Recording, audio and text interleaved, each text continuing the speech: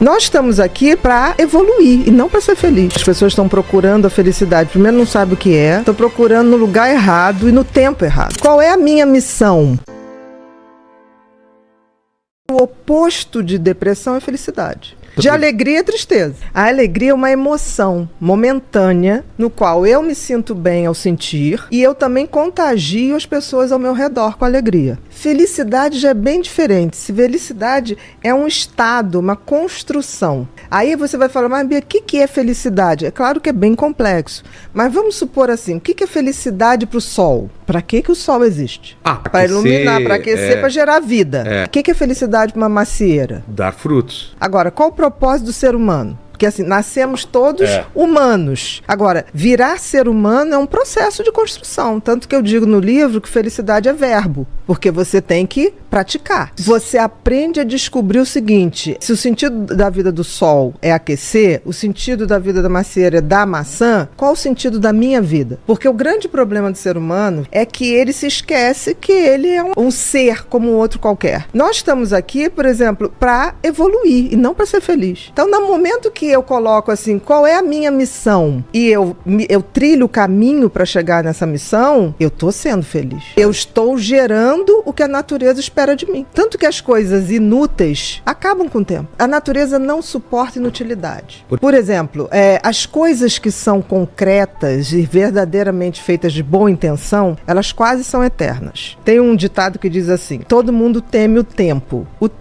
teme as pirâmides do Egito. Por quê? As pirâmides do Egito foram feitas com uma tal intensidade e intenção que aquilo vai estar lá. Daqui a 100, vai passar, 200, exatamente. Então, a natureza exige que tudo que você bote a mão, você o faça com uma missão, com propósito, com sentido. Porque senão, você está fora do game. O game da vida tem que ser um game de compartilhar, tem que ser um game de buscar o meu sentido e propósito. Aí você vai falar, tá, Bia, mas como é que eu sei? Porque o sentido tem a ver com o que lhe foi dado. Pra gente foi dado uma coisa chamada livre-arbítrio. E a capacidade de refletir e de pensar. Melhor presente e o maior problema. O maior castigo. Porque se você não sabe usar. Porque todos os outros, por exemplo, o sol, ele não pode escolher. Mas com a gente é diferente. É verdade. Mas o que acontece? A gente esqueceu que a gente tem esse sentido e propósito. Porque o sentido tem a ver com o que a natureza te deu para que você saiba para onde você vai caminhar. Então o sentido tem a ver com os talentos e dons que a gente ganha.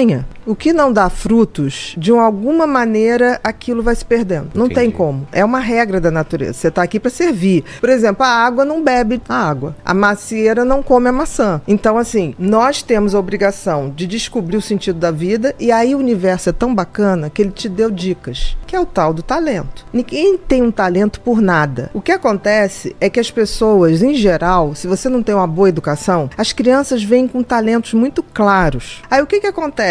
Pelo menos na minha geração. Ah, não, isso aqui não faz desenho não, que agora você tem, não vai dar dinheiro. Não, isso você não faz. Hoje as coisas estão mudando, porque tudo é capaz de gerar dinheiro. Então, no sentido, se você tem uma educação legal e detecta no teu filho desde muito cedo qual é o sentido da vida dele, que é exercer aquele talento, exercer aquele dom, aprimorar, receber outros e tocar à frente. Agora, e o propósito? O propósito é quando eu pego isso para transformar a minha vida numa pessoa melhor e também depois eu compartilho. Então, quando eu pego o sentido e compartilho, aí eu atinjo a glória da vida. É a tal felicidade. Não podemos esquecer que nós somos seres sociais. Então, nós nascemos para atingir o outro, para nos conectar com o outro. Nossa. Isso está no nosso DNA. Por isso que a gente tem empatia. Então, assim, e a gente vive hoje, você falou das pessoas postarem tudo. Eu queria crer que as pessoas postavam, tipo assim, não deixa de ir nesse lugar. Isso é uma coisa. Hoje existe grande parcela das redes sociais que postam para causar inveja no outro. E isso é triste. Tanto que uma das coisas que eu acho que afasta muito a gente dessa condição de ser humano, de compartilhar, é a tal da ostentação. A gente vive numa sociedade em que você está valendo pela grife que você usa. Então, assim, existe hoje um movimento de massa, e isso é muito ruim, onde as pessoas estão se iludindo. O Freud dizia uma coisa que era mais ou menos assim, não vou lembrar da frase, ele dizia assim, as pessoas não querem a verdade. As pessoas querem a mentira. A massa nunca teve interessada na verdade. Mas ela não vive sem ilusão. O que a gente vive hoje, talvez eu digo que as pessoas estão procurando a felicidade. Primeiro não sabe o que é, estão procurando no lugar errado e no tempo errado. Porque assim, você só tem como ser feliz aqui e agora. Todo o resto não existe. O tempo que a gente tem de relógio é uma abstração. O tempo é uma entidade tão mequetrefe que ela não se sustenta. O que eu venho aqui, o espaço, eu venho aqui, eu posso vir aqui, ponto. Mas nunca voltarei no mesmo tempo. Então, é uma entidade fluida. Como é que você define uma coisa? Você precisa para poder viver nesse mundo, se organizar. Mas isso aqui é uma abstração. As pessoas, elas não vivem mais o agora. A cabeça sempre ou tá no futuro ou no passado. Mas eu tô aqui contigo nesse agora. Se eu tivesse com meu filho, aquilo seria... E a pessoa tá com o filho, com o celular, pensando na outra coisa.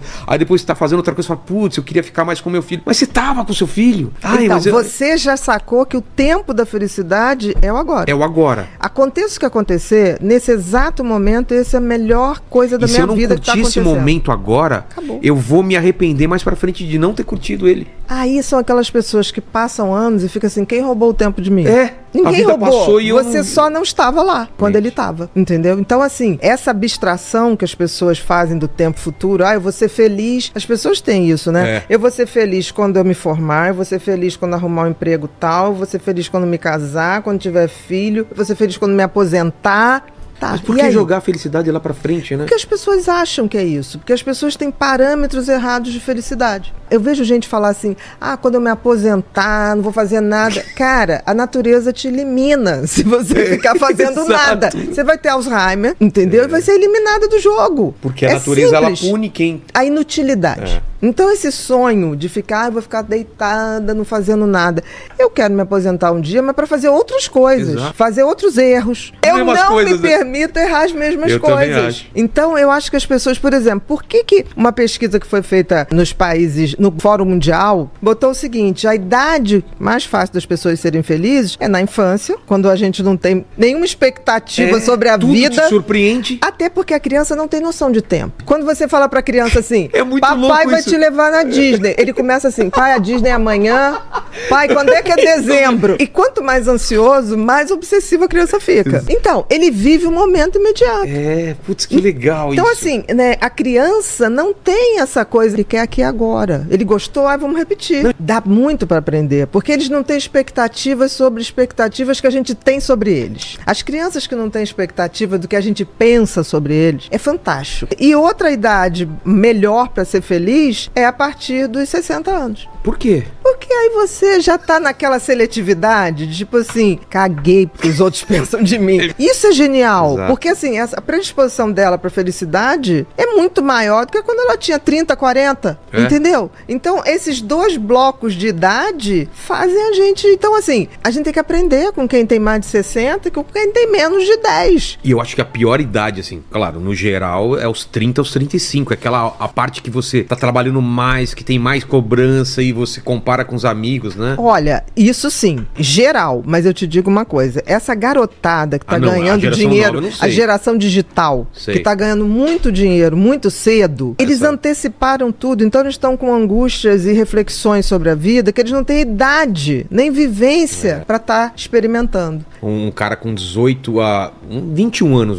e é um sucesso na internet. Imagina, o cara tem que lidar com muita grana, com muita gente interesseira. Com cobrança, porque um dia ele tá aqui, aí outro dia cai os números, todo mundo cobra, fala, cara, você tem que fazer mais conteúdo. O cara não consegue. E aí você vai ver que no fundo não é o dinheiro. Chega uma hora que ele tá viciado na aprovação. E aí ele não tem essa maturidade, que é tipo assim, gente, eu lamento, não sou anonimidade, nem serei. E não é à toa que essas grandes personalidades, você vê, esses jovens do mundo digital, eles vão fazer grandes depressões. E muito cedo. Nem todo o dinheiro do mundo vai te dar felicidade, nem toda a fama do mundo vai te dar isso. Senão não teria vários também atores e cantores. Não precisa nada. Hoje em dia a gente tá muito assim, quando morre agora alguém, né, muito famoso, bota assim, a assessoria não quis comentar a causa da morte. A gente logo pensa, muito provavelmente, que a pessoa é suicidou. Teve muito essa justificativa.